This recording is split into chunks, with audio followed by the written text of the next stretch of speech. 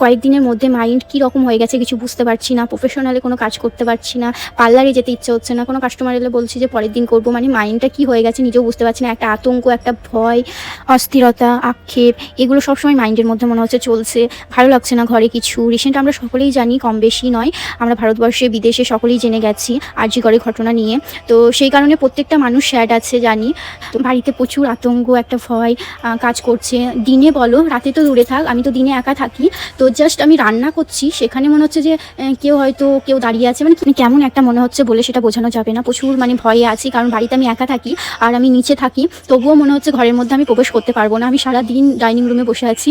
আর সামনের তো সবসময় ভিডিও আসছে, যতটা মানে এড়িয়ে যাওয়ার চেষ্টা করি না কেন ততটা চলে আসছে, কিছু করার নেই।